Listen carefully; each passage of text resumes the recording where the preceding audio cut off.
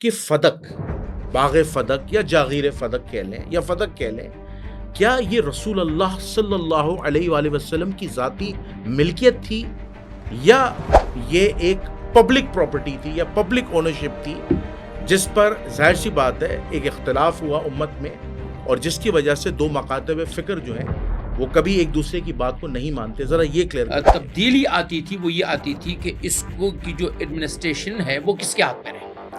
ملکیت یہ رہی ہے ہمیشہ حکومت وقت کی.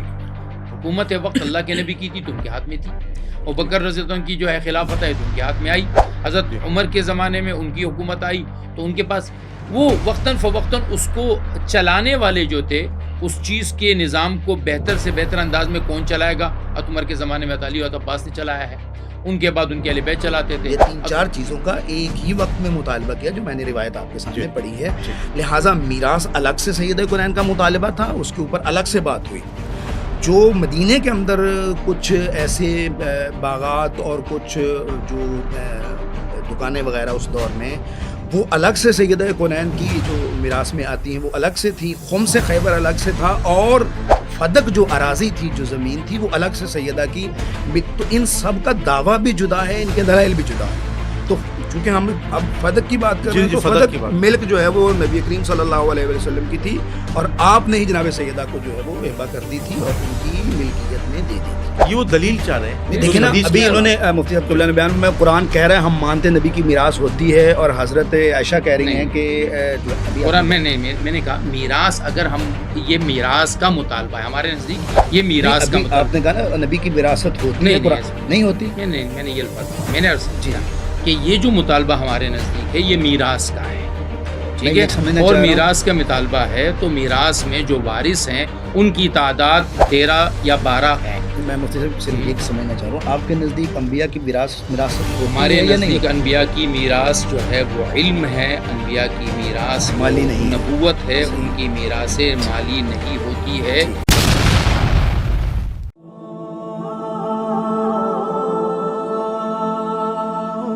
نحمده ونصلي ونسلم على رسوله الكريم، اما بعد فاعوذ بالله من الشيطان الرجيم، بسم الله الرحمن الرحيم. اللهم صل على محمد وعلى ال محمد ولا حول ولا قوة الا بالله العلی العظیم. ناظرین سامعین، آپ کا میزبان جنید الرحمن حاضر خدمت ہے. ناظرین سامعین، ہمیشہ کی طرح میں آج بھی آپ کے لیے ایک اہم پوڈ کاسٹ لے کے آیا ہوں، اور جس موضوع کا ہم نے انتخاب کیا ہے وہ تاریخ اسلام کے اہم ترین موضوعات میں سے ایک موضوع ہے. اور وہ یہ موضوع جو ہے وہ متنازع اس لیے بھی رہا ہے کہ اہل سنت مکتب فکر، اہل تشیع مکتب فکر کے مابین اس موضوع کے متعلق شدید اختلاف بھی رہا ہے، اور یہ اختلاف اب تک ختم نہیں ہوا ہے. اور آگے چل کے ہم دیکھیں گے کہ آیا ہوتا ہے نہیں ہوتا، یہ اللہ بہتر جانتا ہے. لیکن آج جس موضوع کا ہم نے انتخاب کیا اور جس پر ہم نے پوڈ کاسٹ منعقد کی ہے اور جن علماء کو ہم نے دعوت دی ہے، انشاءاللہ تعالی وہ بڑے احسن انداز میں اور بڑے خلوص نیت کے ساتھ قرآن و سنت کی روشنی میں اپنے دلائل دیں گے. اور آپ کی یہ ذمہ داری ہے، عوام الناس کی ذمہ داری ہے کہ آپ ٹھنڈے دل کے ساتھ علمی طور پر اس پوڈ کاسٹ کے ایک ایک حرف کو سنیں، دیکھیں، سمجھیں اور اپنی اچھی سی رائے کمنٹ باکس میں دیں. تو میں موضوع آپ کو بتاتا ہوں کہ موضوع جو ہے آج کا ہمارا باغ فدق ہے. اور باغ فدق کو ڈسکس کرنے کے لیے ہم نے دو مکاتب فکر کو بلایا ہے. ایک اہل سنت والجماعت کے عالم دین ہے اور دوسرا مکتبہ جعفریہ کے عالم دین ہے، مکتبہ اہل تشیع کے. تو میں وقت کو ضائع کے بغیر اپنے مہمان کی طرف جاتا ہوں. میرے پہلے مہمان ہیں اہل سنت والجماعت دیوبند مسلک سے تعلق رکھتے ہیں. میں نام لیے بغیر نہیں رہوں گا، قبلہ مفتی عبد الباقی صاحب اخون زدہ. السلام علیکم.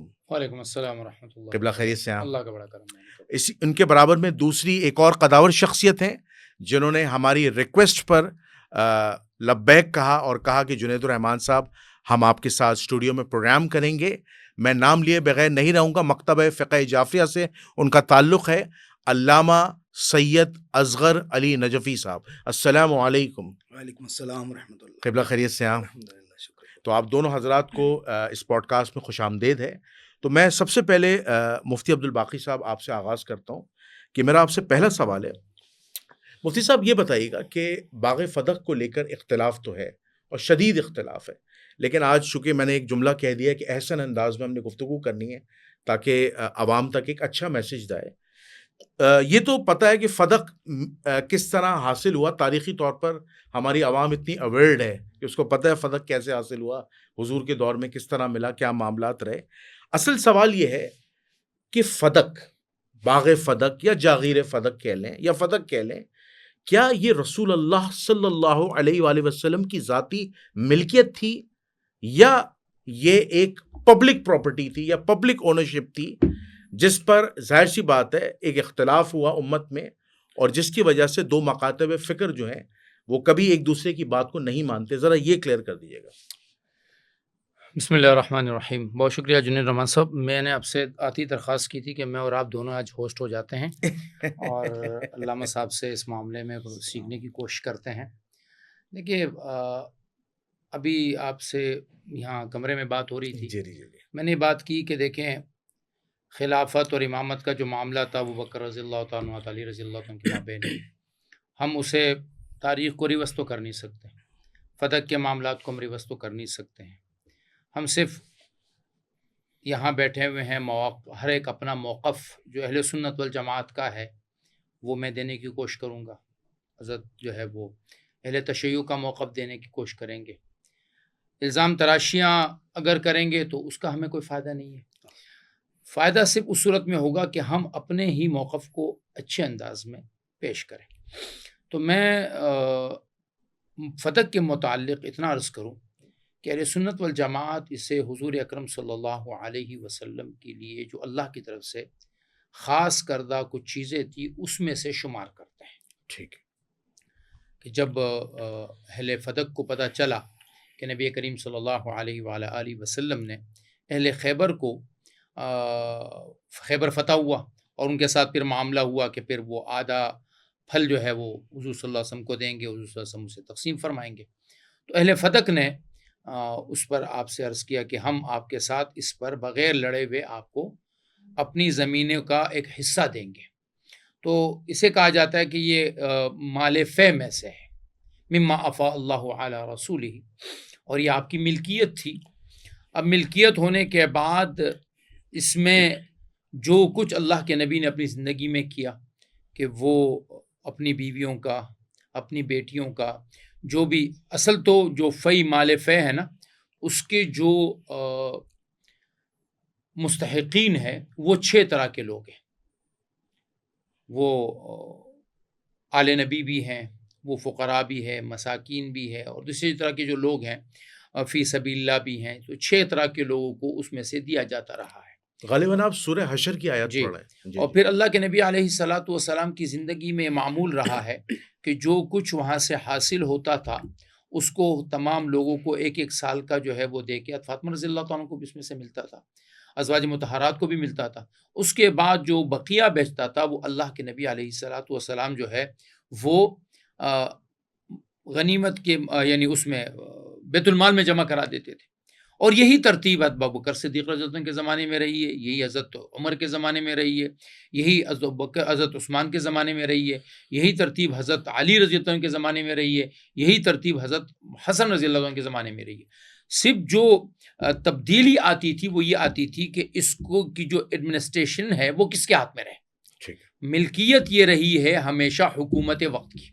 ٹھیک، حکومت وقت اللہ کے نبی کی تھی تو ان کے ہاتھ میں تھی، اور بکر رضی اللہ عنہ کی جو ہے خلافت ہے تو ان کے ہاتھ میں آئی، حضرت عمر کے زمانے میں ان کی حکومت آئی تو ان کے پاس وہ وقتاً فوقتاً اس کو چلانے والے جو تھے اس چیز کے نظام کو بہتر سے بہتر انداز میں کون چلائے گا؟ عمر کے زمانے میں علی و عباس نے چلایا ہے، ان کے بعد ان کے اہل بیت چلاتے تھے۔ عثمان کے زمانے میں ایک روایت یہ ہے کہ انہوں نے جو ہے مروان کو اس کی جو ہے وہ دے دی تھی کہ آپ اس کو دیکھیں، پھر جب عمر بن عبدالعزیز رحمہ اللہ کا زمانہ آیا تو انہوں نے پھر دوبارہ اہل بیت کو اس کی جو دے دی، لیکن ملکیت یہ کسی کی بھی نہیں رہی ہے اللہ کے نبی کے بعد۔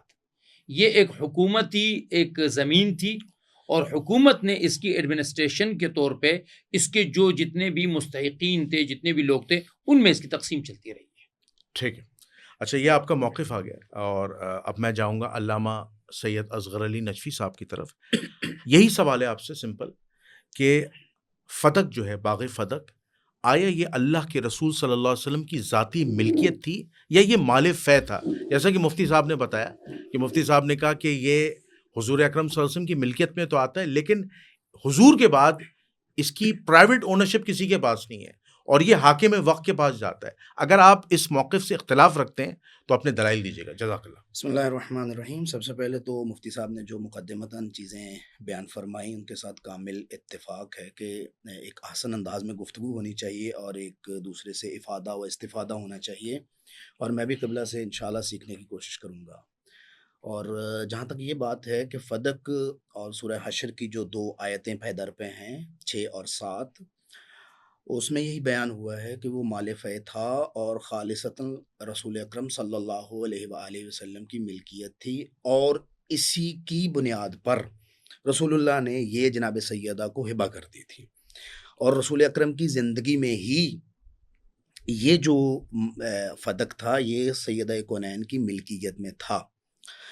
اور دونوں کے ہاں روایتیں موجود ہیں کہ لما نزلت هذه الآیہ دعا رسول اللہ صلی اللہ علیہ وآلہ وسلم فاطمہ وعطی فاطمہ فدق، کہ جب رسول اکرم صلی اللہ علیہ وسلم پر یہ آیت نازل ہوئی تو رسول اکرم صلی اللہ علیہ وسلم نے جناب سیدہ کونین کو بلایا اور فدق ان کے حوالے کر دیا۔ تو وہ کیونکہ ملک رسول اکرم کی تھی، قرآن کہہ رہا ہے کہ تم نے اس پر گھوڑے نہیں دوڑائے، جنگ نہیں ہوئی، جنگ کے نتیجے میں حاصل نہیں ہوا، بلکہ اللہ اپنے وَلَكِنَّ اللَّهَ يُسَلِّطُ رُسُلَهُ، اللہ اپنے رسول کو جس پہ چاہے مسلط کر دے، اور اس کے نتیجے میں حاصل ہونے والا مال خالصتاً لرسول اللہ ہے، ٹھیک ہے۔ لہٰذا یہ نبی کریم نے جناب سیدہ کے حوالے یہ جو ہے فدق جو ہے وہ کر دیا۔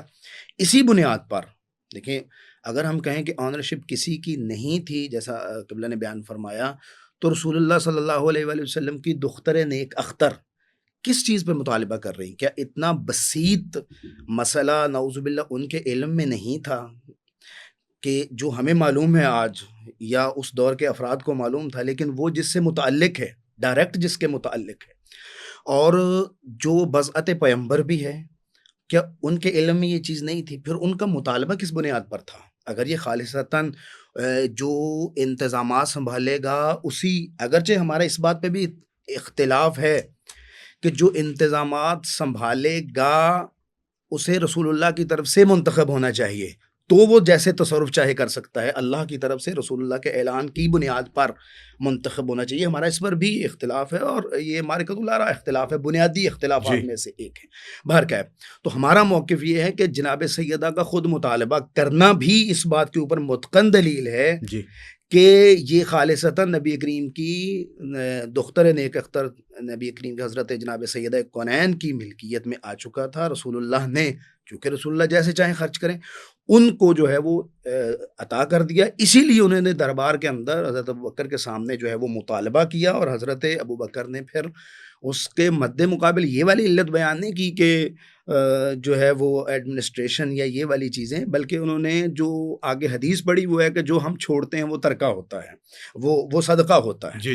لہٰذا ہماری دلیل یہ ہے کہ بی بی کا خود مطالبہ کرنا اس چیز کی واضح اور متقن دلیل ہے کہ یہ نبی کریم کی بیٹی ہی کا تھا، اور امیر المومنین بھی انہی کے ساتھ کھڑے ہیں کہ جو عالم امت بھی ہیں، عالم قرآن بھی ہیں، عالم سنت بھی ہیں۔ ٹھیک جی۔ اچھا، یہاں پہ ایک چھوٹے سے سوال کا میرے جواب دے دیجیے گا، پھر میں اس پہ تفصیلاً آؤں گا مفتی صاحب سے سوال کرنے کے بعد، کہ دیکھیں اگر آپ یہ کہتے ہیں کہ نبی کریم صلی اللہ علیہ وآلہ وسلم نے حضرت فاطمہ الزہرا سلام اللہ علیہا کو ہبہ کر دیا تھا، گفٹ کر دیا تھا، ٹھیک ہے نا، تو پھر سیدہ کائنات حضور علیہ الصلوۃ والسلام کے وصال کے بعد حضرت ابوبکر سے وراثت کا مطالبہ کیوں کر رہی تھی؟ دیکھیں یہ دو بڑے فرق ہیں، تضاد ہے۔ میں عرض کروں، بی بی سیدہ سلام اللہ علیہ نے فقط ایک چیز کا مطالبہ نہیں کیا، یہ ایک اشتباہ پایا جاتا ہے، عام لوگ یہ سمجھتے ہیں کہ صرف بی بی میراث مانگنے کے لیے جو ہے وہ حضرت ابوبکر کے پاس گئی تھی، جبکہ ہم جب شیعہ سنی روایات پڑھتے ہیں، اور بالخصوص بخاری کی روایت میں ایک آپ کے سامنے رکھ دیتا ہوں، ان فاطمہ بنت النبی صلی اللہ علیہ وآلہ وسلم ارسلت الی ابی بکر تسألہ میراثہا من رسول اللہ، کہ وہ انہوں نے حضرت ابوبکر سے کس چیز کا مطالبہ کیا؟ میراث کا۔ یہ ایک چیز ہوگی میراثہا مما افا اللہ علیہ بالمدینہ وفدق، یعنی میراث کا الگ سے مینشن کیا اور فدق الگ سے مینشن کیا، اور آگے کیا وما بقی من خمس خیبر، اور خمس خیبر کا الگ سے جو ہے وہ مطالبہ کیا. تو اگر ہم دیکھیں تو 3-4 قسم کی چیزیں ہیں جو اس وقت جناب سیدہ کی بنتی تھیں. مثلاً خمس، اس کا مطلب ہے خمس تو واضح ہے نا، کیا وہ دیا گیا یا نہیں دیا گیا، ایک چیز یہ. دوسرا میراث، جو رسول اکرم صلی اللہ علیہ وآلہ وسلم کی میراث بنتی تھی وہ بھی سیدہ کونین کا ہی حق تھا. اور تیسری چیز الگ سے یہ فدق. تو اس روایت کے اندر تینوں کو الگ سے مینشن کیا گیا، ایک ہی اس میں نہیں کیا گیا کہ جو میراث فدق کی صورت میں جناب سیدہ کے پاس موجود تھی یا جناب سیدہ نے فقط میراث کا جو ہے وہ مطالبہ کیا ہو. نہیں، یہ 3-4 چیزوں کا ایک ہی وقت میں مطالبہ کیا جو میں نے روایت آپ کے سامنے پڑھی ہے. لہٰذا میراث الگ سے سیدہ کونین کا مطالبہ تھا، اس کے اوپر الگ سے بات ہوئی. جو مدینے کے اندر کچھ ایسے باغات اور کچھ جو دکانیں وغیرہ اس دور میں، وہ الگ سے سیدہ کونین کی جو میراث میں آتی ہیں وہ الگ سے تھی. خمس خیبر الگ سے تھا، اور فدق جو اراضی تھی، جو زمین تھی، وہ الگ سے سیدہ کی. تو ان سب کا دعویٰ بھی جدا ہے، ان کے دلائل بھی جدا ہے. تو چونکہ ہم اب فدق کی بات کر رہے ہیں تو فدق ملک جو ہے وہ نبی کریم صلی اللہ علیہ وسلم کی تھی، اور آپ نے ہی جناب سیدہ کو جو ہے وہ ہبہ کر دی تھی اور ان کی ملکیت میں دے دی تھی. ٹھیک ہے. اچھا مفتی عبد الباقی صاحب، میں آپ کی طرف آتا ہوں. انہوں نے کہا کہ حضرت فاطمہ الزہرا کو زندگی میں ہبہ کر دیا تھا. کیا اہل سنت اس موقف کو مانتے ہیں؟ اور دوسرا جو اہم سوال، چونکہ انہوں نے کہا کہ سیدہ نے جو ہے اور بھی کئی مطالبات کیے تھے، وراثت کے بھی مطالبہ کیا تھا حضرت ابوبکر سے، اور وہ فدق بھی مانگا تھا جو ہبہ تھا. اب یہاں پر حضرت ابوبکر صدیق رضی اللہ تعالیٰ کی دلیل ہے جو انہوں نے حضرت فاطمہ الزہرا کو جواباً کہا کہ انبیاء کی کوئی وراثت نہیں ہوتی، انبیاء جو کچھ چھوڑ کے جاتے ہیں صدقہ ہے. اس حدیث کی ایک تو آپ یہ بتائیے گا کہ قرآن و سنت میں کیا حیثیت ہے، یعنی اس کی تقویت کیا ہے، اس کی پاور کیا ہے، اور کیا قرآن اس حدیث کو سپورٹ کرتا ہے؟ اس حوالے سے بتائیے. دیکھیں، سب سے پہلی بات تو یہ ہے کہ موقف اہل تشیع میں یہ خود ایک کنفیوژن ہے جی کہ فدق کو بطور نحلہ یعنی بطور ہدیہ ہبہ مطالبہ تھا یا بطور میراث مطالبہ تھا. ہم یہ بات سمجھتے ہیں بطور اہل سنت والجماعت کہ جس آیت کو بنیاد بنا کر یہ کہا جاتا ہے کہ آتی ذی القربی حقہ المسکین، یہ آیت جو ہے یہ تو مکی ہے، اچھا تو مدنی ہے ہی نہیں. جب مکی آیت ہے تو پھر اس مکی آیت کے نازل ہونے کے بعد حضرت فاطمہ رضی اللہ تعالیٰ کو گھر دے دیا، فدق دے دیا، یہ کہاں سے کیسے ہو سکتا ہے مدینے میں؟ دوسری بات یہ ہے کہ خیبر و فدق کا واقعہ ہوا ہے 7 ہجری کو. آپ علیہ الصلاۃ والسلام کی 3 بیٹیاں زندہ ہیں. حضرت زینب جن کا انتقال ہوا ہے 8 ہجری کو، حضرت ام کلثوم جن کا انتقال ہوا ہے 9 ہجری کو. اب اگر اللہ کے نبی نے اپنی بیٹی جگر گوشہ رسول صلی اللہ علیہ وسلم ہماری اماں حضرت فاطمہ کو فدق دینا تھا تو باقی 2 بیٹیوں کو کیوں نہیں دیا؟ کیا ایسا ظلم جسے اللہ کے نبی نے دوسروں کو روکا؟ ایک صحابی آئے نا کہ یا رسول اللہ میں اپنے بیٹے کو کچھ دینا چاہتا ہوں، اس کی ماں مجھے بڑی کہ تو اللہ کے نبی فرمایا کہ انحلت کل ولدک، کیا آپ نے تمام اولاد کو اس طرح کے تحفے دیے؟ انہوں نے کہا نہیں. فرمایا میں ظلم پر گواہ نہیں بنوں گا. تو گویا کسی ایک اولاد کو دینے کو بقیہ پر کیا قرار دیا گیا؟ ظلم. تو جب یہ خیبر کا واقعہ ہوا، فدق کا واقعہ ہوا اور 7 ہجری میں یہ تقسیم ہوئی ہے تو ام کلثوم کا حصہ کیوں نہیں دیا گیا؟ زینب کا حصہ کیوں نہیں دیا گیا؟ تو اس لیے یہ تو بات ہمارے ہاں تسلیم ہے نہیں. اگر ہم اس کو تسلیم کر لیں تو ایک بات یہ سوال اٹھتا ہے جو اس کا علامہ صاحب جواب دیں گے کہ اگر یہ فدق اللہ کے نبی نے بطور تحفہ دیا تو دینے کے بعد 4 سال گزرے ہیں. فدق فاطمہ کو 7 ہجری کے اینڈ میں دیا، 8 9 10 11 میں انتقال ہوا. 3.5 سال ایک چیز میرے ہاتھ میں رہی، میں نے اس کو کھایا، میرے بچوں نے کھایا، میرے شوہر نے انتظام کیا، تو میرا ابوبکر سے جا کر رضی اللہ عنہ سے سوال کرنے کا، مطالبہ کرنے کا حق ہی نہیں. اور اگر اللہ کے نبی نے صرف کہا تھا فاطمہ میں تمہیں دے دوں گا اور دیا نہیں، تو یہ ہم سب اہل سنت کے ہاں اجماع ہے. مجھے اہل تشیع کا اس بارے میں موقف کا پتہ نہیں. ہمارے ہاں یہ ہے کہ اگر میں نے آپ سے کہا کہ جنید صاحب میں آپ کو یہ فلاں چیز ہدیہ کروں گا، میں نے ہدیہ کر دیا، کروں گا نہیں، کر دیا، یہ موبائل میں نے آپ کو ہدیہ کر دیا، لیکن میں نے جب تک آپ کے قبضے میں نہیں دیا اس وقت تک یہ آپ کی ملکیت شمار نہیں ہوگی. اگر میرا انتقال ہوتا ہے تو یہ میراث میں تقسیم ہوگا. تو لہٰذا ہمارا موقف یہ ہے کہ یہ سراسر مطالبہ میراث ہے، اور میراث کے مطالبے میں حضرت فاطمہ رضی اللہ تعالیٰ عنہ اکیلی نہیں ہے. حضرت فاطمہ رضی اللہ تعالیٰ عنہ صرف آدھی کی مستحق ہے، آدھی میراث ان کو ملے گی. آدھی میراث میں سے 8واں حصہ بیویوں کو جائے گا، اور بقیہ جو کچھ بچے گا وہ جائے گا عباس رضی اللہ تعالیٰ عنہ کو، اس لیے کہ والد نہیں ہے تو چچا جو ہے وہ بقیہ مال کے عصبہ بنیں گے. تو لہٰذا فاطمہ رضی اللہ تعالیٰ نے اپنے حصے کا مطالبہ کیا، ازواج مطہرات نے اپنے حصے کا مطالبہ کیا، عباس نے اپنے حصے کا مطالبہ کیا. جواب سب کو ایک ہی دیا گیا کہ نحن معاشر الانبیاء لا نورث ما ترکناہ صدقہ، ہمارے ہاں کوئی میراث نہیں ہے. لہٰذا ہم یہ سمجھتے ہیں کہ فاطمہ رضی اللہ تعالیٰ عنہ کا کسی چیز کے بارے میں لا علم رہنا اس زمانے میں یہ ان کی شان کی کمی نہیں ہے، ورنہ تو سب سے کم روایتیں ابو بکر سے منقول ہے، حالانکہ ہر وقت کا ساتھ تھا. علی رضی اللہ عنہ بھی مکثرین احادیث میں سے نہیں ہے، سب سے زیادہ روایت ان سے منقول نہیں ہے، حالانکہ ساتھ کے سب سے زیادہ جو ساتھ رہا ہے حضرت علی کا رہا ہے. تو مکثرین تو ابو ہریرہ ہے جو ساتھ میں جا کے مسلمان ہوئے ہیں. تو کسی روایت عائشہ کے گھر میں حضور صلی اللہ علیہ وسلم کی تدفین ہوئی ہے. کن کے گھر میں ہوئی ہے؟ حجرہ عائشہ میں. حجرہ عائشہ میں ہوئی. عائشہ کہتی ہے مجھے تدفین کے بارے میں پتہ ہی نہیں تھا جب تک کہ منگل کی رات کو میں نے اپنے حجرے میں کھدائی کی آواز نہ سن لی. کیوں؟ بہت سارے معاملات ایسے تھے کہ جو اللہ کے نبی علیہ الصلوۃ والسلام کسی موقع پر بیان کر لیتے تھے، دوسرے موقع والے کو پتہ نہیں ہوتا تھا یا اس کا علم نہیں ہوتا تھا. بہت ساری روایتیں جو ہیں وہ ہمارے سامنے موجود ہے کہ ایک صحابی نے کہا نہیں میں نے بات اللہ کے نبی سے سنی ہے، دوسرے نے کہا بھائی گواہ لاؤ کسی اور. یہاں بھی یہی ہوا، فاطمہ نے بات بیان کر دی، عائشہ نے اس کی تصدیق کر دی، ابو ہریرہ نے تصدیق کر دی، عمر نے تصدیق کر دی، عبد الرحمن بن عوف نے تصدیق کر دی، طلحہ نے تصدیق کر دی، زبیر نے تصدیق کر دی، عثمان نے تصدیق کر دی. وہ بات تواتر تک پہنچی. فاطمہ رضی اللہ تعالیٰ اللہ ان سے راضی ہو جائے وہ خاموش ہو گئی کہ ٹھیک ہے میرا حق نہیں ہے. اچھا یہاں پر اہل تشیعوں کا بڑا سخت اعتراض ہے. وہ تو ان کو کرنے دیجیے نا، آپ کیوں کر رہے ہیں؟ سخت اعتراض ہے تو ان کو کرنے دیجیے نا. ہاں آپ کیوں کر رہے ہیں؟ ذرا کیجیے. چلے وہ سوال یہ ہے، وہ اس کا آپ جواب دے دیجیے گا. اہل تشیع کہتے ہیں کہ یہ جو حدیث ہے کہ انبیاء کی کوئی وراثت نہیں ہوتی، انبیاء جو کچھ چھوڑ کے جاتے ہیں صدقہ ہے، یہ حدیث صرف حضرت ابو بکر کو پتہ تھی اور کسی صحابی کو نہیں پتہ تھی، کیونکہ روایت نہیں ہے. اگر کوئی بخاری، مسلم، ابو داؤد، ابن ماجہ کسی حدیث کی کتاب میں ہے کہ اور صحابہ نے بھی یہ روایت کی ہے، کیونکہ اس حدیث کے صرف راوی حضرت ابو بکر ہیں، تو آپ اس اعتراض کا جواب کیسے دیں گے؟ دیکھیں میں نے آپ کو عرض کیا نا کہ یہ حدیث صرف ابو بکر سے نہیں ہے. جب موقع آیا تو ابو بکر رضی اللہ تعالیٰ نے اس حدیث کو بیان کیا. اس کی ایک مثال میں آپ کو بتاتا ہوں. جی. حضور اکرم صلی اللہ علیہ وآلہ وسلم کا جب انتقال ہوا، جی، سب سے بڑا جو مسئلہ آیا وہ یہ آیا کہ تدفین کہاں ہوگی. سوال میرا یہ ہے کہ تدفین تو صحیح ہوئی ہے نا، صحیح ہوئی نا، روایت کن سے ہے؟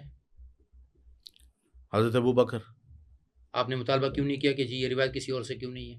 اور بکر رضی اللہ تعالیٰ نے کہا میں نے نبی علیہ الصلوۃ والسلام سے سنا ہے کہ انبیاء جس جگہ انتقال کرتے ہیں وہیں پر ان کی تدفین کی جاتی ہے. ساری امت نے اتفاق کر لیا، علی نے بھی اتفاق کیا، عباس نے بھی کیا، حسن نے بھی کیا، حسین نے بھی، پوری امت نے اتفاق کیا، اسی جگہ پر ان کی تدفین ہو گئی. کیوں وہاں کیوں مطالبہ نہیں کیا جاتا کہ ابو بکر کے سوا؟ اور ہے بھی نہیں کوئی روایت. یہاں تو اور راوی ہیں، خود بخاری مسلم میں کہ عمر رضی اللہ عنہ نے سب کو کہا تم لوگ اس بات کی گواہی دیتے ہو کہ اللہ کے نبی نے فرمایا کہ ہمارا کوئی وارث نہیں ہے. زبیر نے کہا جی، طلحہ نے کہا جی، عثمان نے کہا جی، علی نے کہا جی، عباس نے کہا جی، رضوان اللہ علیہم اجمعین. وہاں تو سارے ابو ہریرہ بھی آ گئے کہ جی ہاں میں نے بھی سنی ہے. بھائی بیان کرنے کا موقع آتا ہے نا، تو ابو بکر نے بیان کیا، سب نے تصدیق کر لی. وہاں تو کوئی اور راوی بھی نہیں ہے، لیکن آپ نے ایک ابو بکر رضی اللہ تعالیٰ عنہ کی روایت پر تدفین جیسے بہت عظیم الشان کام کو ان کے حجرے میں کر دیا. تو اس کا مطلب یہ ہے کہ ان کے ہاں یہ تعامل تھا کہ اس موقع کے مطابق جو روایت ہوتی وہ روایت کو قبول کیا جاتا. آدمی کی بات کو دیکھا جاتا ہے کہ بھائی یہ بندہ اس قابل ہے بھی کہ نہیں ہے، یہ جو اتنی بڑی بات کہہ رہا ہے. ابو بکر کی شخصیت سب کے سامنے تھی کہ ہاں بھائی یہ آدمی نے کہہ دیا ٹھیک ہے. لہٰذا یہ اعتراض صحیح نہیں ہے کہ صرف ان سے ہے، یہ بالکل بھی اعتراض نہیں ہے. ہمارے نزدیک ایک بہت بڑی جماعت صحابہ کے نزد سے یہ روایت مستند روایت کتابوں میں موجود. میں علامہ صاحب کی طرف آؤں گا. علامہ صاحب آپ کے سامنے ان کے دلائل آ گئے مفتی عبدالباقی صاحب کے. انہوں نے کہا دیکھیں ہبہ کو تو ہم مانتے ہی نہیں ہیں، ٹھیک ہے، ہبہ کی روایت کو نہیں مانتے، یہ وراثت کا مطالبہ تھا. دوسری بات انہوں نے کہا کہ یہ جو دلیل ہے حضرت ابو بکر رضی اللہ تعالیٰ عنہ کی کہ انبیاء کی کوئی وراثت نہیں ہوتی، انبیاء جو کچھ چھوڑ کے جاتے ہیں وہ صدقہ ہوتا ہے، اس کو اہل البیت نے دیگر اصحاب نے مانا ہے۔ اب آپ کے اس کے برخلاف جو ہے آپ کے پاس کیا دلائل ہیں؟ کیا سیدہ نے مانا تھا یا نہیں مانا تھا؟ اس حوالے سے ذرا ارشاد فرمائیے۔ اچھا، پہلے نمبر پہ بات یہ ہے کہ مفتی صاحب کا شخصی اگر یہ کوئی نظر ہے ان کی تو بسم اللہ قابل احترام ہے، لیکن یہ روایات اہل سنت کے ہاں بھی موجود ہیں کہ جو فدق رسول اکرم نے جناب سیدہ کنین کو دے دیا تھا۔ اچھا، تو یہ روایات موجود کہ ہم یہاں پہ ایک میں پیش کرنے کی آپ سے میں درخواست بالکل کروں گا ابھی کہ پیش کر دیتا اس کی ہوں، اسنادی حیثیت کیا میں ہے؟ سارا کچھ پیش کر کیونکہ دوں طلحہ گا۔ الوی صاحب آئے تھے پچھلے سال نا، 1.25 سال پہلے، اور انہوں نے کہا اس کی اسنادی حیثیت ساری ضعیف ہیں۔ سر میرے سامنے یہ سارا اچھا، میں نے اچھا چلیں، ہاں، بسم میں اللہ کیونکہ ابھی محنت کرنی دیجیے نا۔ ابھی وہ ایسا نہیں ہے کہ نہیں میں نے ان کا موقف بتایا طلحہ الوی صاحب کا نا۔ جی جی ہاں، ٹھیک ہے۔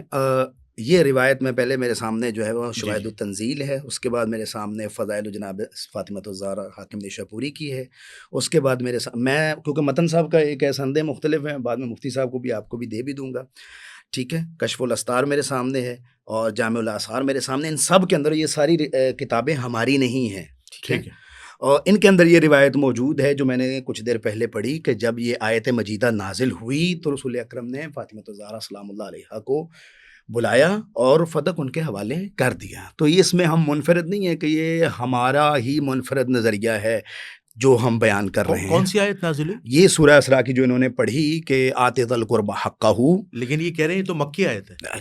یہ خود یہ ایک تو یہ متقن دلیل ہے کہ جو روایت صحیح سند موجود ہے اور رسول اکرم کا فاطمہ الزہرا کو بلانا دلیل ہے کہ آیت جو ہے وہ مدنی ہے۔ اور دوسری بات ہے یہ قرآن کے اس اسلوب سے واقف ہیں کہ بہت ساری ایسی آیات ہیں جو مکی صورتوں میں ہیں مدنی، اور بہت ساری ایسی ہیں جو ہیں مدنی اور ہیں مکی صورتوں میں، تو یہ کوئی اتنی بڑی بات نہیں ہے۔ اب آ جائیں دوسری چیز کی جانب جو مفتی صاحب قبلہ نے تفصیلی بیان کیا کہ شیعہ حضرات کنفیوز ہیں۔ یہ سارے ذیلی مسائل ہیں کہ فدق کس کو ملا، کس نے کیا کیا، اس کی اراضی کتنی، سارے ذیلی سوال ہیں۔ ایک بنیادی سوال ہے کہ فدق کا مسئلہ جب دائر تھا حضرت ابو بکر میں اور جناب سیدہ کنین میں، تو دونوں کی نسبت عالم امت کون تھا؟ کیا حضرت ابو بکر عالم امت تھے یا سیدہ کنین یا حضرت امیر المومنین؟ کیا رسول اکرم کو جو یہ مسئلہ اتنا بڑا مسئلہ کہ آج تک امت میں اس کی بنیاد پر اختلاف پایا جاتا ہے جو کبھی بھی حل نہیں ہوا، یہ متعلق جناب سیدہ کے تھا یا حضرت ابو بکر کے تھا؟ رسول اکرم کو کس کو بتانا چاہیے تھا؟ پھر ادعا وہ شخصیت کر رہی ہیں، بالفرض آپ مان جائیں کہ میراث کا ہی مطالبہ کیا، برسبیل تنزل مان ہی جائیں کہ میراث کا ہی مطالبہ کیا ہے، ٹھیک ہے، تو یہ جو حضرت ابو بکر دلیل دے رہے ہیں یہ قرآن سے کتنی منسجم ہے؟ کیا قرآن کے اندر ہے اس طرح کہ سب کی میراث ہوتی ہے لیکن نبیوں کی نہیں ہوتی؟ جبکہ اللہ کہتا ہے یوصیکم اللہ فی اولادکم، یہ آیت سب کے لیے ہے، دیگر اس طرح کی میراث کی جتنی آیتیں ہیں سب کے لیے ہیں۔ تو یہ حضرت ابو بکر کی دلیل خود اپنی جگہ پہ خود مورد سوال ہے۔ ثالثاً کہ جو دعویٰ کر رہی ہیں وہ کون ہے؟ یطہرکم تطہیرہ میں وہ داخل ہیں، یعنی وہ ایسا نہیں ہے کہ کوئی عام خاتون جس کو کچھ مسائل کا پتہ ہے کچھ مسئلے کا نہیں پتہ۔ تو اگر ہم اہل بیت کے متعلق یہ رائے رکھیں کہ جب حضرت ابو بکر نے ان کو بتایا تو نعوذ باللہ پھر ان کو معلوم ہوا اور پھر وہ خاموش ہو گئیں یا پھر جو بھی معاملہ پیش آیا، تو پھر ہمیں یہ بھی ساتھ میں الزامی طور پہ ماننا پڑے گا کہ نعوذ باللہ ان کو علم نہیں تھا اس مسئلے کا، جبکہ یہ تاریخ میں شواہد ملتے ہیں کہ بہت سارے ایسے مسائل تھے جن کا حضرت ابو بکر اور حضرت عمر کو علم نہیں تھا اور انہوں نے امیر المومنین سے پوچھے یا دیگر صحابہ سے وہ پوچھتے تھے۔ لیکن کیا ایک بھی مسئلہ ایسا ہے کہ جس میں ان ہستیوں کو علم نہ ہو، اور خصوصاً جو ان کے متعلق مسئلہ ہے؟ تو یہ ساری جو باقی سوالات ہیں وہ ذیلی سوالات ہیں۔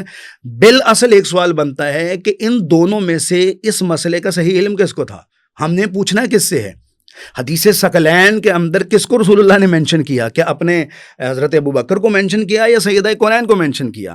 آیت تطہیر جو یطہرکم تطہیرا لیذھب عنکم الرجس ویطہرکم تطہیرا میں کون داخل ہیں؟ بالاتفاق حضرت ابو بکر داخل نہیں ہے۔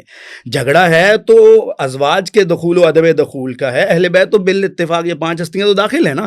تو اب اس صورت کے اندر ایک شخصیت دعویٰ کر رہی ہے کہ یہ جو ہے وہ میرا حق بنتا ہے، بخاری کے اندر یہ روایت موجود ہے۔ میں 1 منٹ کے لیے اس چیز کو تسلیم کر لیتا ہوں بھئی ہبہ نہ صحیح میراث پہ آ جائے، میراث نہ صحیح خمس پہ آ جائے، کسی بنیاد پہ آ جائیں، سوال یہ ہے کہ حضرت ابو بکر نے کیا دے دیا؟ اگر نہیں دیا تو کس بنیاد پر نہیں دیا؟ یہ اتنا سادہ نہیں ہے کہ ہم کہیں انہوں نے دیا پھر یہ معاملات ہو گئے. انہوں نے اگر نہیں دیا تو کس دلیل کی بنیاد پر نہیں دیا, اور کیا وہ دلیل قرآن مجید کے ساتھ منسجم ہے یا نہیں ہے؟ اور ثالثاً وہ جو شخصیت دعویٰ کر رہی ہے کیا اس کو اس چیز کا علم نہیں ہے؟ اگر آپ یہ مان جائیں کہ اس کو علم نہیں ہے تو پھر کیا کیا مسائل لازم آتے ہیں جو کہ ہم ان کے احترام کے پیش نظر جو ہے وہ بات کو نہیں کھولتے. تو سیدھی اور صحیح بات یہ ہے کہ یہ کہنا بڑا آسان ہے اور اس پہ کوئی مسئلہ نہیں کہ حضرت ابوبکر کو علم نہیں تھا اس چیز کا, لیکن یہ کہنا مشکل ہے کہ سیدہ کونین کو علم نہیں تھا, اس لیے کہ ان کے متعلق تاریخ میں گواہیاں ملتی ہیں, جبکہ سیدہ کونین سلام اللہ علیہا کے متعلق ایسا کوئی دعویٰ کسی نے کیا بھی نہیں اور کوئی کرے گا بھی نہیں. ایک بات. دوسری بات یہ ہے کہ یہ جو علامہ صاحب قبلہ نے ایک اور بھی بات کہی, اگر میرے ذہن میں ہوا کہ اہل تشیع حضرات بالکل کنفیوز نہیں ہے. میں نے شروع میں اس کو سب سے پہلے بیان کیا. اصل میں جب وہ کسی چیز کی ڈیبیٹ ہوتی ہے, مباحثہ ہوتا ہے, تو بہت سارے مسائل اور کھل کے سامنے آ جاتے ہیں اور بات اصل سے نکل کر فروعات کی طرف چلی جاتی ہے. لہذا اس بنیاد کے اوپر لوگوں کو, سننے والوں کو, یا مفتی صاحب قبلہ بھی اس بات کی گواہی دیں گے اور قریب سے مشاہدہ بھی کیا ہوگا کہ ہمیں تو لوگوں نے پڑھنا ہی اب شروع کیا ہے. بہت سارے ایسے مفتیان کرام ہیں جنہوں نے بن پڑھے ہماری تکفیر کی ہوئی ہے, ہمارے قریب آئے بغیر ہماری تکفیر کی ہوئی ہے, ہمارے نظریات, ہماری کتب کو ٹٹولے بغیر کہ ہم واقعاً ان فتاویٰ کے حقدار ہیں جو آپ ہم پہ لگا رہے ہیں یا نہیں. آپ ایک خاص فضا میں پلے بڑے ہیں, اس وجہ سے مفتی صاحب قبلہ بہتر جانتے ہیں. لہٰذا ہمارے ہاں کنفیوژن کوئی نہیں ہے, بالکل واضح ہے. متعدد جو ہے وہ, کیونکہ ہمارے ہاں تو یہ بھی دعویٰ ہے نا کہ خلافت بھی امیر المومنین کا حق تھا. اگر حضرت ابوبکر بالفرض اس عنوان سے بھی وہ تصرف کر رہے تو ہمارے ہاں وہ بھی درست نہیں ہے, کیونکہ ہم خلافت کو بھی امیر المومنین کا حق مانتے ہیں. لہذا ہمارے ایک سوال نہیں, ہمارے ہاں متعدد سوالات ہیں اس بنیاد پر کہ آپ ایک مسئلہ کیا, ادھر کئی مسائل جو ہیں وہ اور جنم لیں گے. یہ کہنا کہ آیت آپ کے سامنے میں نے رکھ دی, روایات میں نے آپ کے سامنے رکھ دی, اور یہ بھی عرض کر دی کہ جو حضرت ابوبکر جو انہوں نے کہا کہ وہ رسول اکرم صلی اللہ علیہ وآلہ وسلم کی تدفین کے متعلق انہوں نے سارا بیان فرمایا, اگرچہ یہ درست نہیں, میں ان سے اتفاق نہیں کرتا, کیونکہ گواہیاں موجود ہے کہ انا ابا بکر و عمر لم یشہدا دفن النبی, اہل سنت کتب کے اندر یہ, لیکن یہ ہمارا موضوع نہیں ہے. پھر کبھی اس کے اوپر اگر یہ ڈینائی کرنا چاہیں یا ان کے پاس دلائل ہو تو وہ اپنی جگہ پہ قابل قبول ہیں یا قابل رد ہیں. تو ہمیں اس کے اوپر بھی بہت سارے تحفظات ہیں, یعنی جس کی بنیاد پر مقدمہ کھڑا ہو رہا ہے اس پر بھی ہمیں تحفظات ہیں, اور ہم کسی صورت قبول نہیں کر سکتے کہ ایک مسئلہ جو بالکل بدیہی ہو, مفتی عبدالباقی صاحب حفظہ اللہ ان کو معلوم اور سیدہ کونین کو معلوم نہ ہو, ایسا ہمارے لیے کم از کم قابل قبول نہیں ہے. ٹھیک ہے. اچھا مفتی صاحب, انہوں نے اپنے دلائل پیش کیے. انہوں نے کہا انہوں نے ایک بڑا اہم نقطہ اٹھایا کہ یہ کیسے پاسبل ہو سکتا ہے کہ حضرت ابوبکر ایک حدیث بیان کر رہے ہوں اور حضرت فاطمۃ الزہرا جو رسول اللہ صلی اللہ علیہ وسلم کی بیٹی ہیں, لقتے جگر ہیں, انہیں پتہ نہ ہو ایک اتنا بڑا شرعی مسئلہ حدیث کا. اچھا دوسرا انہوں نے پوائنٹ اٹھایا کہ جو حضرت ابوبکر کی جو حدیث ہے کہ انبیاء کی کوئی وراثت نہیں ہوتی, انبیاء جو کچھ چھوڑ کے جاتے ہیں صدقہ ہے, اس حدیث کا ثبوت قرآن سے دیں. یہ دو باتیں, ایک تو قرآن سے ثبوت دینا ہے, اور دوسرا انہوں نے کہا کہ سیدہ کو یہ کیسے پاسبل ہے کہ انہیں پتہ نہ ہو اور پھر حضرت ابوبکر بتا رہے ہوں اور پھر وہ مان جائیں یا نہ مانیں وغیرہ وغیرہ. اس حوالے سے بتائیے. سب سے پہلے تو انہوں نے جو روایت ہبہ کی ذکر فرمائی ہے, اس روایت کے متعلق ہمارے ہاں جو بات ہے, جی وقال الحافظ حیثمی عن ابی سعید قال لما نظرت وآتی ذا القربى حقه دعا رسول اللہ صلی اللہ علیہ وسلم فاطمہ فاعطاها فدکہ رواه طبرانی وفی عطیۃ العوفی وهو ضعیف متروک. متروک کا لفظ جب ہمارے ہاں آتا ہے, اس سے پہلے حضرت علامہ ابن کثیر رحمہ اللہ نے اپنے تفسیر میں جب اس بات کو ذکر کیا تو وہ کہتے ہیں وهذا الحدیث مشکل لو صح الاسناده, اگر یہ حدیث صحیح بھی ہم قرار دے دیں, لأن الآیۃ مکیۃ, کہ یہ آیت ہو ہی نہیں سکتا کہ آیت تو مکی ہے. وفدک انما فتحت مع خیبر سنۃ 7 من الہجرۃ, اور فدق ہوا ہے 7 ہجری میں اور آیت آئی ہے مکے میں, تو مکے کی آیت کے بعد فدق کا دینا یہ سمجھ میں آتا نہیں, ممکن ہے ہی نہیں. تو ہمارے نزدیک تو یہ جو فدق کا زندگی میں دینے والی بات تھی, جو میں نے آپ کو ہبہ والی بات کی, یہ اہل سنت والجماعت کے نزدیک اس کی کوئی حیثیت نہیں ہے. ٹھیک ہے. دوسری بات جو میراث کی ہے, ہم اس بات کو مانتے ہیں کہ میراث رسول صلی اللہ علیہ وسلم ہے, اور وارث صرف جو ہے وہ حضرت فاطمہ نہیں ہے. ٹھیک ہے. ہم صرف حضرت فاطمہ رضی اللہ، کیونکہ قرآن کہتا ہے نا، اگر ہم قرآن پہ آ جائیں، قرآن نے یہ کہا ہے کہ اگر بیٹی اکیلی ہے اور کوئی اولاد نہیں ہے تو بیٹی کو کتنا ملے گا؟ آدھا. ٹھیک ہے، اب کتنا بچ گیا؟ آدھا. یہ آدھے میں سے 8واں حصہ، یعنی اگر 8 حصے کرتے کل مال کو، 4 حصے گئے اب فاطمہ رضی اللہ کے پاس، 1 حصہ جائے گا ازواج کے پاس، بقیہ بچ کے کتنے؟ 3 حصے. یہ 3 جائیں گے چچا عباس کے پاس. اور مسلم شریف کی روایت میں ہے، عمر کہتے ہیں اے علی تم آئے مجھ سے، تم سوال کر رہے تھے مجھ سے اپنی بیوی کے میراث کا، اور اے عباس تم آئے میرے پاس اور تم مجھ سے سوال کر رہے تھے اپنے بھتیجے کے مال کا. ٹھیک ہے نا. تو وارث صرف فاطمہ نہیں ہے رضی اللہ عنہ. وارث کتنے ہیں؟ اگر 9 ازواج زندہ ہیں تو 9 10 11، اگر 10 ازواج زندہ ہے تو 12، اگر 11 ہیں تو 13 لوگ وارث ہیں. اب ان میں سے ہمارے ہاں روایت ہے کہ ازواج مطہرات نے عثمان کو بھیجا کہ جاؤ ابو بکر سے ہمارے لیے میراث کا کیا کرو؟ مطالبہ کرو. اب وہ ازواج جن کے ہاں ہر ایک رات کے بعد اللہ کے نبی کا جانا ہو رہا ہے، وہ مطالبہ کرنے کے عائشہ نے کہا جو خود وارث ہے وہ کیا کہتی ہے؟ نہیں، میں نے اللہ کے نبی سے سنا کہ ہماری کوئی میراث نہیں ہوگی، ہماری کوئی میراث نہیں ہوگی. تو وارث خود کہہ رہا ہے، عائشہ تو بینیفیشری ہے نا، ان کو تو ملنا چاہیے، وہ تو محروم رہی ہے، اس روایت ہو رہی ہے، اس روایت کی بنیاد پر ان کو جو حصہ جانا چاہیے وہ اس روایت کی بنیاد پر کیا ہو رہی ہے؟ محروم ہو رہی ہے. اور ابو بکر رضی اللہ تعالیٰ اگر یہ روایت بیان کر رہے ہیں، ان کا یہ کہنا، دیکھیں ہمارے قرآن کا بھی آپ نے فرمایا نا، قرآن تو میراث دے رہا ہے اور حضرت کہہ رہی ہے کہ نہیں ہماری نہیں ہوتی، تو دونوں ٹکرا رہی ہیں نا. وہ کہہ رہی نہیں ہے ہماری، کوئی ٹکران نہیں. کیسے؟ وہی میں سمجھنا چاہ رہا ہوں. یہ وہ دلیل چاہ رہے ہیں. دیکھیں نا، ابھی انہوں نے مفتی صاحب قبلہ نے بیان میں قرآن کہہ رہا ہے ہم مانتے نبی کی میراث ہوتی ہے، اور حضرت عائشہ کہہ رہی ہیں کہ جو ابھی قرآن میں نے کہا میراث، اگر ہم یہ میراث کا مطالبہ ہے ہمارے نزدیک، یہ میراث کا مطالبہ. آپ نے کہا نا نبی کی وراثت ہوتی ہے، نہیں ہوتی. میں نے یہ الفاظ نہیں کہا، میں نے عرض یہ کیا کہ یہ جو مطالبہ ہمارے نزدیک ہے یہ میراث کا ہے. ٹھیک ہے، اور میراث کا مطالبہ ہے تو میراث میں جو وارث ہیں ان کی تعداد 13 یا 12 ہے. میں مفتی صاحب صرف یہ سمجھنا چاہ رہا ہوں، آپ کے نزدیک انبیاء کی وراثت ہوتی ہے؟ ہمارے نزدیک انبیاء کی میراث جو ہے وہ علم ہے، انبیاء کی میراث مالی نہیں، نبوت ہے، ان کی میراث مالی نہیں ہوتی ہے. اور یہی روایت قرآن میں اس پہ کوئی تخصیص ہے؟ قرآن میں بہت ساری چیزیں ہیں. قرآن نے کہا خاصۃ لک من دون المؤمنین، کچھ چیزیں آپ کی تخصیصات ہیں. دیکھیں قرآن نے کبھی بھی نماز کے الفاظ کو ذکر نہیں کیا ہے کہ کتنے رکعتیں ہونی چاہیے، زکوٰۃ کا ذکر نہیں ہے کتنا ہونا چاہیے، اوقات حج جو ہیں اس کا تو ذکر ہے، مقامات کا ذکر ہے، لیکن کیسے ہو یہ ترتیب نہیں ہے. ترتیب ہمیں اللہ کے نبی کی احادیث کے ذریعے سے معلوم ہوا ہے. تو قرآن کے ساتھ شارع قرآن آیا ہے. دیکھیں نیچے سے جاتے ہوئے غار ہیرا پر وہ محمد ابن عبداللہ تھے، قرآن جب اترا تو وہ محمد الرسول اللہ بن کر نیچے اترے ہیں. شارح ہے قرآن کی تشریح کرے گا. اب ایک آدمی اگر کوئی ایسی روایت ہمارے ہاں وہ مفتی فضل حمدر صاحب بھی، ان کا بھی منہ کھلا رہ گیا، اور کہ جی اچھا ابھی بھائی، میں نے کہا بھائی ہمارے ہاں بہت سارے شیعہ راوی ہیں، بخاری میں نے خود گنے ہیں، سینکڑوں راوی ہے شیعہ. آپ مانتے ہیں؟ میں نے کہا اس میں ماننے کی کیا بات ہے. ہمارے نزدیک تو بہت بڑا ایک جو ہے اصول ہے کہ اگر کسی راوی کی روایت اس کی ذات یا اس کے عمل کے لیے دلیل نہ ہو تو وہ روایت کیا کی جائے گی؟ قبول کی جائے گی.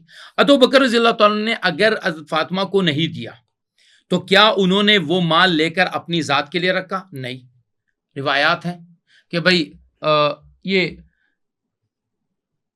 روایت، ایک چھوٹی سی ایک روایت میں ذکر کر رہا ہوں آپ کے سامنے. جی بسم اللہ. کہ قال زید ابن علی ابن حسین ابن علی، یہ زید ابن علی ابن حسین ابن اما انا فلو كنت مكان ابی بکر رضی اللہ عنہ لحکمت بمثل ما حکم به ابو بکر رضی اللہ عنہ فی ذلک. اگر میں ہوتا مقام، یہ وہ زید ہے جن کے ساتھ ابو حنیفہ رحمہ اللہ کھڑے ہوئے تھے، اہل بیت میں سے ہیں. فرمایا اگر میں وہاں ہوتا جہاں ابو بکر تھے تو میں وہی فیصلہ کرتا جو کس نے کیا؟ ابو بکر رضی اللہ عنہ نے کیا. تو کیا اہل بیت سے اس بات کا وہ کر رہے ہیں؟ جہاں تک انہوں نے بات کی نا کہ فاطمہ کے علم میں نہ، ہمارے نزدیک کسی بات کے علم میں اس موقع پر نہ ہونا یہ کسی کی ذات میں تنقیص نہیں ہے. ہمارے نزدیک اہل بیت علیہم صلوات اللہ وسلام جو تھے وہ اس طرح کے علم کے ہر بات ان کے علم میں ہو، یہ ہونا ان کے شان میں کمی نہیں ہے. یہ جذباتی باتیں تو ہو سکتی ہے، عالمانہ باتیں نہیں ہو سکتی ہے. اور جب امت نے اس پر، اور پھر علی رضی اللہ عنہ کا اپنا ذاتی عمل، اگرچہ ہمارے ہاں حضرات اہل تشیع میں سے بہت سے لوگ کہتے ہیں کہ جی علی نے فرمایا کہ اگر میں یہ ان سے لے لیتا تو جناب والا ان کی جو ہے کیا نام ہے سزا میں کمی ہو جاتی، ہم نے اس لیے فدق نہیں لیا کہ ان کی سزا میں ہم کمی نہیں کرنا چاہ رہے تھے. یہ صرف اپنے مجمع کو جذباتی طور پہ علی رضی اللہ عنہ نے بھی اسی معاملے کو رکھا جیسے کہ حضرت ابوبکر نے کیا. حضرت عمر رضی اللہ عنہ کے زمانے میں ان دونوں حضرات کو صرف ایک ایڈمنسٹریشن دی گئی تھی، عباس کو، علی کو، اور پھر یہ دونوں حضرات آپس میں، اس میں بھی ان کا اختلاف ہوا تھا. مسلم میں ہے کہ یہ دونوں حضرات آئے کہ بھئی ہمارے بیچ میں آپ ایڈمنسٹریشن کو بھی الگ کر دیں. حضرت عمر نے کہا دیکھو میں وہی کروں گا جو اللہ کے نبی اور حضرت ابوبکر کر کے آئے ہیں.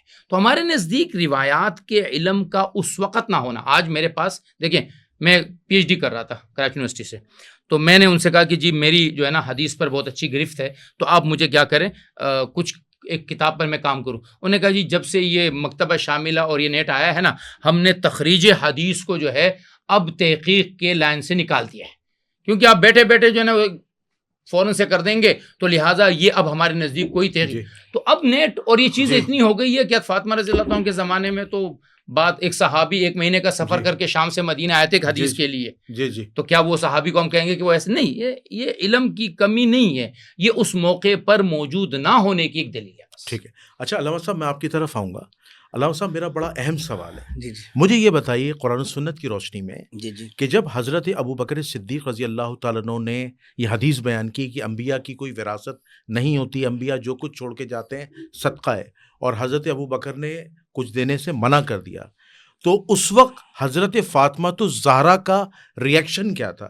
کیا ہے انہوں نے اس چیز کو تسلیم کیا تھا یا اس کی مخالفت کی تھی؟ آپ کے پاس دلائل کیا ہیں، ذرا یہ بتا دیں. سر پہلے نمبر پہ تو اسی سے میں بات شروع کر لیتا ہوں. مفتی صاحب کی ویسے باتیں کچھ میرے پیش نظر تھی، میں ان کی خدمت میں عرض کرنا چاہ رہا تھا. جی اس سوال کا بھی ضرور جواب. جی میں عرض کر دیتا ہوں. حضرت ابوبکر کی اس بات کے بعد اگر یہ حضرت زہرا سلام اللہ علیہ سے قبول کرتی تو انہیں خاموش ہونا چاہیے تھا، لیکن ہمارے پاس اور ان کے پاس جو بخاری کے اندر روایت ہے وہ کچھ اور بتاتی ہے. جی بتائیے. وہ ہے غاضبت فاطمہ تو علی ابی بکر. اچھا. حضرت زہرا جو ہے وہ غضبناک ہوئی حضرت ابوبکر کے اوپر. تو اگر یہ معاملہ اسی طرح سے تھا کہ بھئی فعلاً مجھے علم نہیں تھا، ٹھیک ہے اب مجھے علم ہو گیا، اور یہ جذباتی بات ہے اور علمی بات نہیں ہے حسب ما قال جیسا قبلہ نے فرمایا، تو جناب سیدہ کو خاموش ہونا چاہیے تھا. لیکن یہاں پہ روایت پوری کیا کہتی ہے؟ روایت کہتی ہے کہ فہاجرتہ فلم تکلم حتی ماتت ودفنها زوجها فی اللیل ولم یؤذن بها ابا بکر، کہ جو ہے وہ ان کو ان کے شوہر نامدار حضرت امیر المومنین نے دفن کیا، اور حضرت ابوبکر کو بھی آنے کی اجازت وہاں ان کے دفن میں نہیں تھی. تو حضرت زہرا نے غضبناک ہوئی، حضرت زہرا حضرت ابوبکر، یہ روایت کے لفظ ہیں، اور یہ روایت متعدد بار تکرار ہوئی ہے، کوئی ایک آدھ بار نہیں ہے.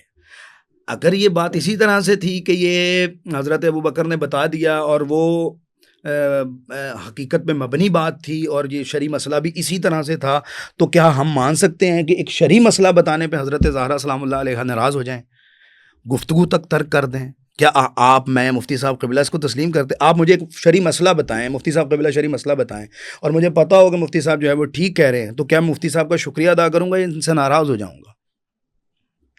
عقل کیا کہتی ہے، ایک اخلاق کیا کہتا ہے؟ مفتی صاحب کا شکریہ ادا کروں گا یا ناراض ہو جاؤں گا؟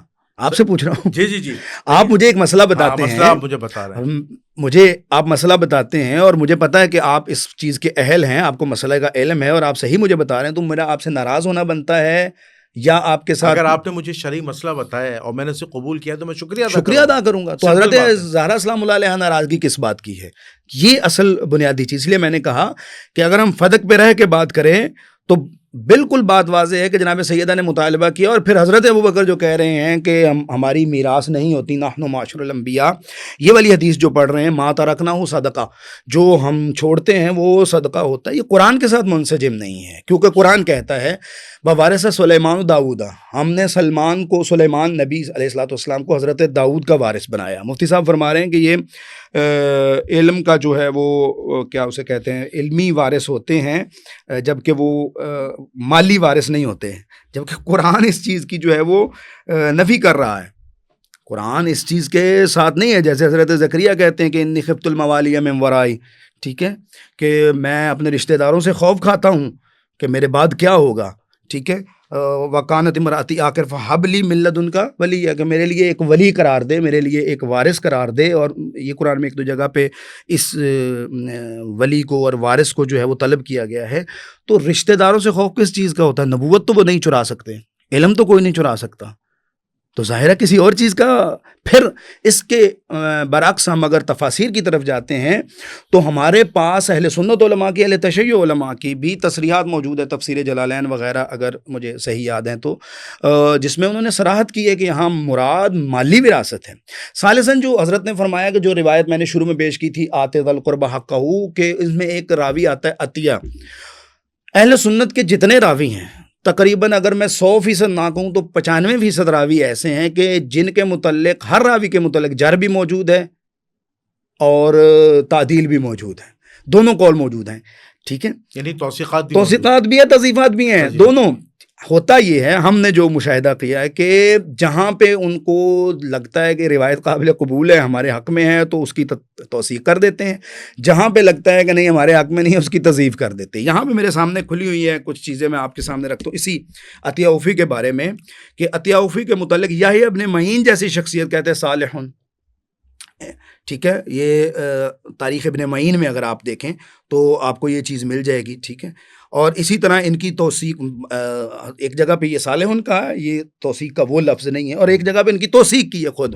اور بعد میں بھی علماء نے یحییٰ ابن معین کے قول کو لے کر کہا وثقہ یحییٰ ابن معین. اور بھی ہیں، ہم اس بات کو تولانی نہیں کرتے. تو اصل بات یہ ہے کہ یحییٰ اوفی میں تشیع پایا جاتا ہے، اور تشیع وہ ہمارے والا شیعہ نہیں جو ہم اہل تشیع باقاعدہ اعتقادی. تشیع سے مراد ہے میلان الی اہل بیت علیہم الصلوۃ والسلام، اہل بیت کی طرف میلان پایا جاتا ہے. اور مفتی صاحب قبلہ کی اپنی تصریح کے مطابق اور میرے استقراء کے مطابق 150 سے زائد راوی اہل سنت کی کتب میں صحیح ستہ میں فقط وہ ہیں کہ جو متہم بے شیعہ ہیں، یا ان میں سے بعض واقعاً شیعہ ہیں، اور ان میں سے کچھ تھوڑی تعداد رافضی شیعہ ہیں، یعنی غالی شیعہ ہیں، ابان بن تغلب جیسے افراد. تو عطیہ اوفی پہ بھی جو ہے وہ تنقید کی یا تنقیص کی بنیادی وجہ یہ ہے اس کا کذب، اس کا جھوٹ. ورنہ امام جو ہے وہ نسائی نے بہت سارے مقامات پہ ان کی حدیث کو حسن کہا ہے. امام ترمذی نے ان کی حدیث کو بہت ساری جگہ پہ حسن کہا ہے. اور 600 کے قریب روایات اہل سنت نے عطیہ سے لی ہوئی ہیں. تو اگر یہ راوی اس طرح کا ہے، خود روایت کا استعداد میں ہونا اور پھر اس کی توثیق کا بھی ہونا. اچھا، آپ نے اگر آپ برا نہ مانے، آپ نے جتنی جرح کی ہے نا وہ راوی پہ کی ہے، جرح مبہم کی ہے، جرح ابہام کی ہے. انہوں نے جرح مفسر کی ہے. کیسے؟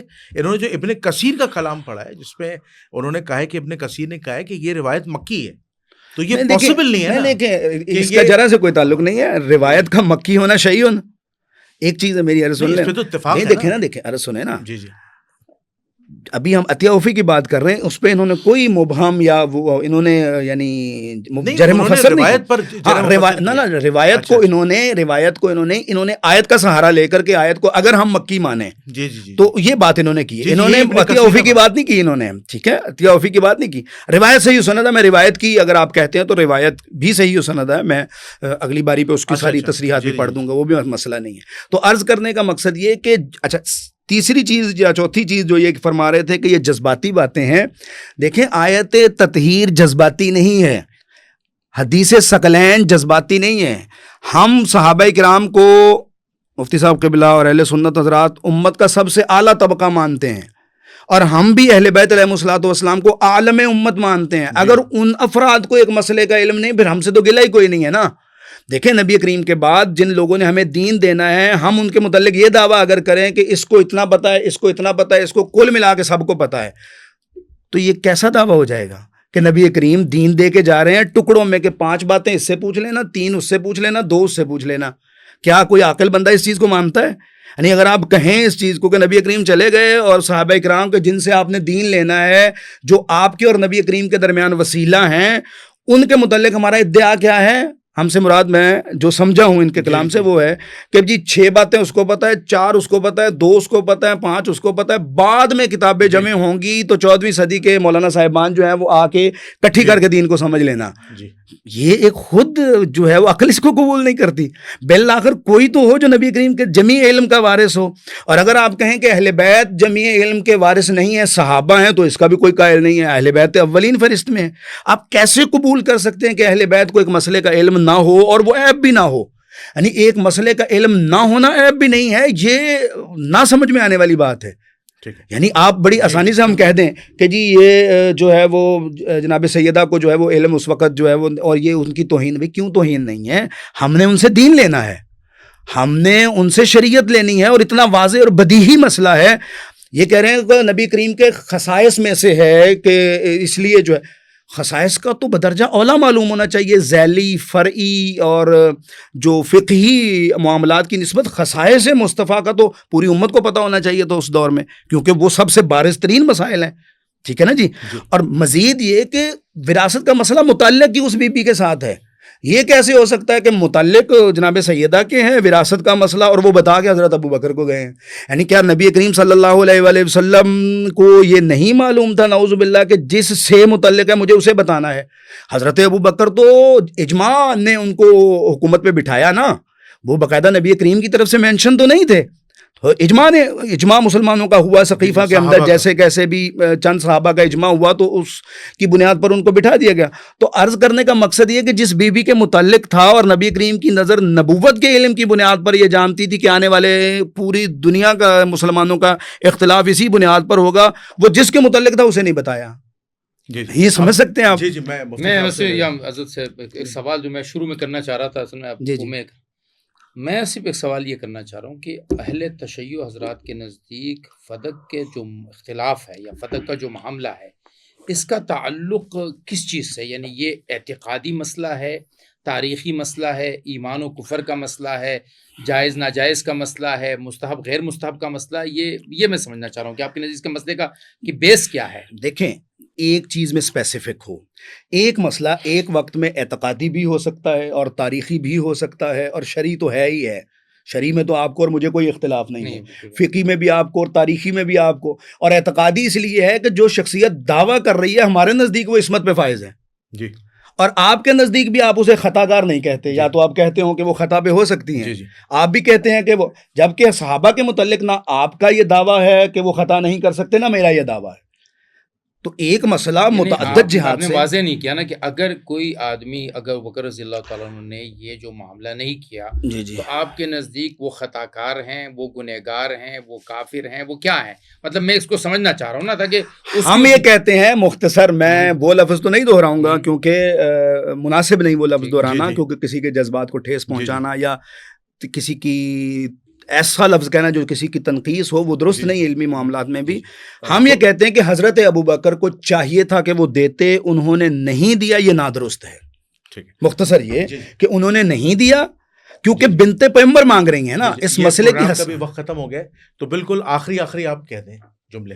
دیکھیں، میں اپنی اسی بات پہ ابھی بھی کھڑا ہوں، اور جنہوں نے سلیمان علیہ السلام کے بارے میں کہا تو یہ تو ان کے پاس شاید تھوڑی سی اس آیت کی پوری تحقیق نہیں ہے. سلیمان علیہ السلام سمیت داؤد علیہ السلام کی 19 اولادیں تھی، بیٹے تھے. 18 تھے ان کے علاوہ یا 11 تھے، 12 تھے ان کے علاوہ، 10 تھے.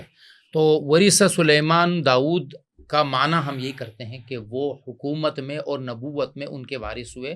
اگر صرف دولت داؤد کی ساری سلیمان کو دی جائے تو یہ بقیہ 18 یا 11 یا 10 پر جو ہے ظلم ہے، اور ظلم کوئی نبی کرتا نہیں ہے. لہٰذا ہمارا موقف تو اور مضبوط ہوتا ہے اس سے کہ یہاں پر جو ہے وہ ہے. باقی بات جہاں تک انہوں نے کہی، ہم یہی مانتے ہیں کہ جمیع اہل بیت ہمارے لیے دلیل ہیں، ہمارے لیے رہنما ہیں. جمیع اصحاب رسول صلی اللہ علیہ وسلم ہمارے لیے دلیل ہے. فرد صحابہ میں سے کوئی فرد خطا بھی کر سکتا ہے، فرد صحابہ میں سے کسی آدمی سے اجتہادی غلطی بھی ہو سکتی ہے. تو افراد یہ سب مجموعہ مجموعہ اہل بیت، مجموعہ صحابہ، ان سب کو ملا کر ہم علم بھی لیں گے، اور ان سب کے علم، جیسے اب حضرت حسن حسین ہے رضوان اللہ علیہم اجمعین، وہ اس موقع پر 6 اور 7 سال یا 8-7 سال کی عمر میں ہے. اب اس وقت ان کو علم نہیں ہے نا، بعد میں انہوں نے انہی صحابہ سے علوم کو حاصل کیا اور وہ عالم زمانہ بن گئے کہ ان کا مقابلہ کوئی نہیں کر سکتا تھا. تو وقت کے ساتھ علوم آتے ہیں، اور ہم کسی بھی صحابی کو، کسی بھی اہل بیت کو فی ذاتی ہی مکمل مجسمہ علم نہیں مانتے. یعنی ہمارا موقف یہ نہیں کہ اس کو سارا علم ہے، اگر اس کے اندر سے ایک آدھ روایت نکال دیں گے تو یہ اس کی شان کی تنقیص ہے.